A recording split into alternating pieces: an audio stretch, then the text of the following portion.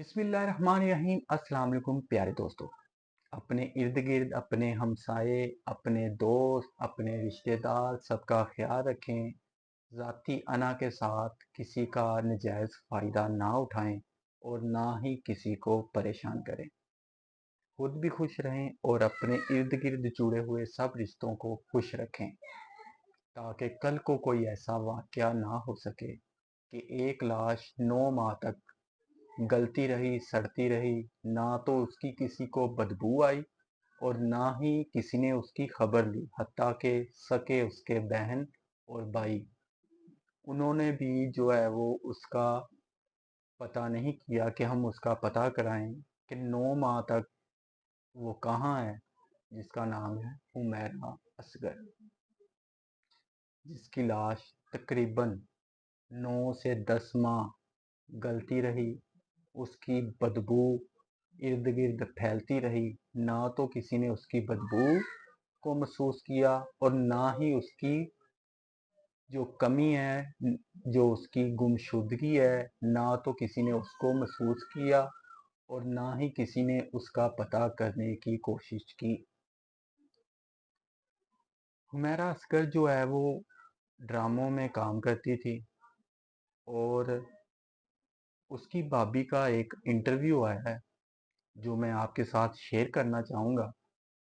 Video को आपको दिखाना चाहूँगा कि इस बात में कितनी सच्चाई है और कितना झूठ है, ये अब खुदा बेहतर जानता है। आइए देखते हैं वीडियो को।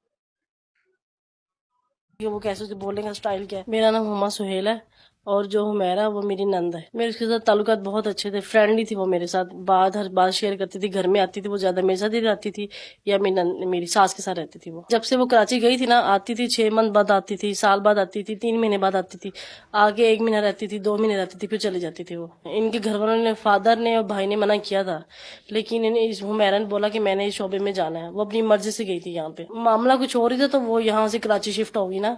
वो कहती थी कि मुझे आप लोग स्टैंड करें, मेरे साथ साथ दें, मुझे कोई अपना बिजनेस स्टार्ट करवाएं, घर में गाड़ियां खड़ी हुई हैं, मुझे वो दें चलाने के लिए, मैं यहाँ कोई काम करूं। लेकिन ये इन लोगों ने उसका साथ नहीं दिया, फिर वो यहाँ से कराची शिफ्ट हो गई। वो कहती थी मेरा हिस्सा दे दो, अगर मेरे पे पैसा नहीं इन्वेस्टमेंट करना, मेरा साथ नहीं देना, कोई बिजनेस स्टार्ट करना, तो मुझे मेरा हिस्सा दे, मैं चली जाती हूँ और मैं अपना काम स्टार्ट कर लेती हूँ।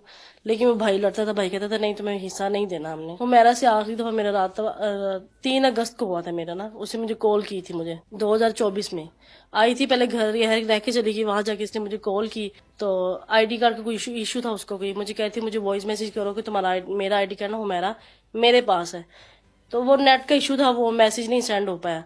फिर इसने अपनी मदर को कॉल की कि मैं बड़ी परेशान हूँ, तो मेरी ना हेल्प करे, मुझे पैसों की जरूरत है। उसकी माँ ने कहा हमारे पास पैसे तो नहीं है। तो इसने कहा कि फिर ना आपने ना, मैं परेशान हूँ, आपने ना घर में किसी को बताना नहीं है। तो इसकी ना माँ ने कहा ठीक है। तो उसके बाद कहती है अमजन मेरा ये नंबर बंद हो जाएगा जो चल रहा था, और मेरा नया नंबर आपने ना उसमें मुझे कॉल करनी है। हम काफी कॉल करते हैं, मेरी सास ने मुझे बताया ऐसे ऐसे कि ये उसका नंबर है, इसमें राब्ता करो। कोई कांटेक्ट नहीं, कोई कुछ भी नहीं। वो रोज फोन करते थे, डेली फोन करते थे, सोशल मीडिया पे, उसमें इंस्टा पे, फेसबुक पे, स्नैपचैट पे, लेकिन उससे कोई कांटेक्ट नहीं हुआ। फिर मैंने इनको बोला कि हम लोग चलते हैं पुलिस में ना, जाके कंप्लेन करवाते हैं।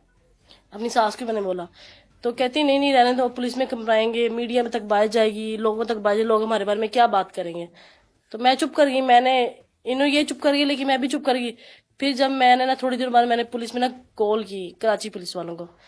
उनको मैंने कहा कि ऐसे से ना मेरी नंद वो गायब है। उन्होंने मुझे बोला कि हम आपकी हेल्प नहीं कर सकते, क्योंकि आपका उनसे ना ब्लड रिलेशन नहीं है। उनका भाई कॉल करे, बहन कॉल करे, माँ बाप करे, आप नहीं कर सकते क्योंकि आप भाभी हैं। मैंने ये दिसंबर में या जनवरी में मैंने ये कॉल की है, लेकिन जब उससे हमारा आखिरी तो कांटेक्ट हुआ ना, वो तब लगता है उसके बाद उसकी डेथ हो चुकी। हर ईद पे आती थी, बच्चों के साथ रहती थी, हमारे साथ रहती थी, रह के जाती थी, रोजों में भी आती थी वो। और इस ईद पे नहीं आई, लेकिन सास रोती थी, वो तो माँ थी, उसको तो होगा।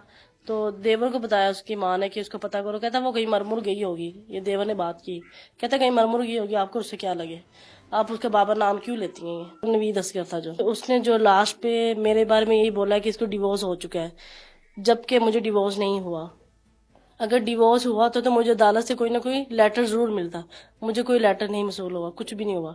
तो मुझे इन्होंने घर से निकाला है, मेरे देवर ने और मेरे सुसर ने। मेरी शादी को हो गए 14 साल हो गए मेरी शादी को, हाँ जी। और मेरे 2 बच्चे हैं, एक बेटी और एक बेटा है। बेटी है वो 13 साल की है और बेटा 11 साल का है। और यही कि बस आप घर से बाहर क्यों जाती हो, हमारे अंडर में क्यों नहीं रहती।